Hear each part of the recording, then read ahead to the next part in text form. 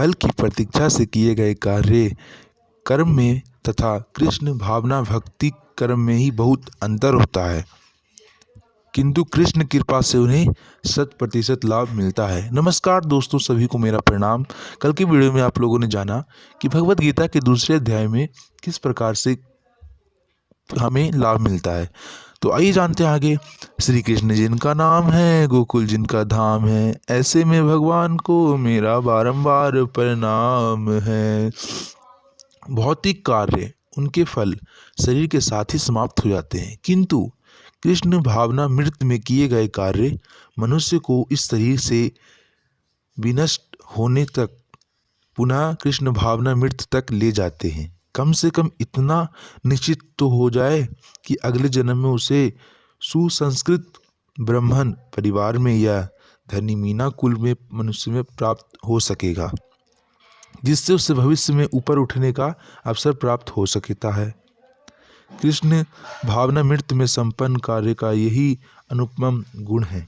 कृष्ण भावना भावित व्यक्ति अनंत दुर्लभ जीव हैं, जो भली भांति जानते हैं कि वासुदेव या कृष्ण समस्त प्रकट कार्यों के मूल कारण हैं, किंतु कृष्ण भावना मृत में सेवा गुरु के समर्थन निर्देशन में ठीक से ही हो पाती है, क्योंकि गुरु कृष्ण का प्रामाणिक प्रतिनिधित्व होता है, जो शिष्य के स्वभाव से परिचित होता है और उसे कृष्ण भावना मृत की दिशा में कार्य करने के लिए मार्ग दिखा सकता है। अतः कृष्ण भावना मृत में दक्ष होने के लिए मनुष्य को दृढ़ता से कर्म करना होगा और कृष्णा के निर्दिष्ट आज्ञा का पालन करना होगा। उसे गुरु के उपदेशों को जीवन का लक्ष्य मान लेना चाहिए, तभी वो गुरु की दृष्टि से भगवान कृष्ण को भी प्रसन्न कर सकता है। गुरु को प्रसन्न किए बिना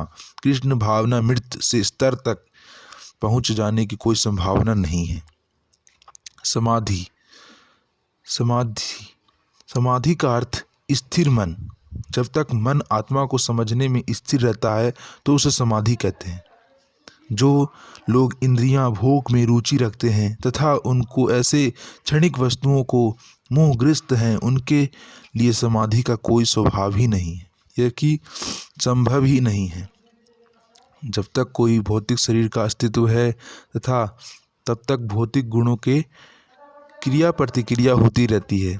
इनका उद्देश्य कर्म फल होता है, जो भौतिक जगत में बंधन का कारण है। भगवान ने इस भौतिक जगत की दृष्टि करने के पश्चात वैदिक ज्ञान प्रदान किया, जो जीवन यापन तथा भव बंधन से छूटने का उपदेश देता है। जब इंद्रियां निर्दिष्ट के कार्य तथा कर्म कांड समाप्त हो जाते हैं तो उपनिदेशों के रूप में भगवान साक्षात अवसर प्रदान किया करते हैं।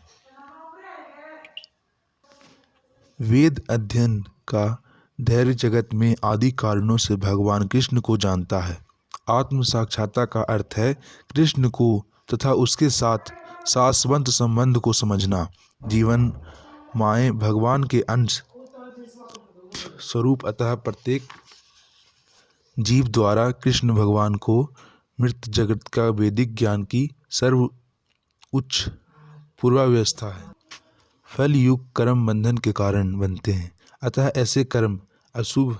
हर व्यक्ति को अपने कर्म का अधिकार है, किंतु उसे फल अनासक्त होकर कर्म करना चाहिए। ऐसे निष्कर्ष काम निसंदेह मुक्त पथ की ओर ले जाने वाला है। अतः कर्तव्य के साथ के रूप में युद्ध करना ही अर्जुन के लिए मुक्ति का एकमात्र कल्याणकारी मार्ग था। जब यह जय या पराजय कृष्ण के लिए विचारणीय है। अर्जुन को बस श्री कृष्ण के निर्देशानुसार कर्म करना ही है। जो व्यक्ति भगवान के दास के रूप में अपने स्वरूप को समझ लेता है, श्री कृष्ण भावना मृत में स्थित रहने के अतिरिक्त सारे कर्मों को छोड़ देता है। जीव के लिए ऐसी भक्ति का कर्म सही मार्ग है। भगवत गीता के अतिरिक्त जितने भी कर्म संपन्न किए जाते हैं वे गृहीत, क्योंकि इससे कर्ता जन्म मृत्यु के चक्र में लगातार फंसता चला जाता है। भगवत गीता हमें संपूर्ण रूप से कृष्ण के शरण में जन्म लेने और जन्मांतर के फल की श्रृंखला में शिकार बनने के मुक्त का उपदेश देते हैं। अज्ञानवश मनुष्य यह नहीं समझ पाता कि भौतिक जगत में कोई दुखमय स्थान है जहाँ पथ पथ पर संकट है।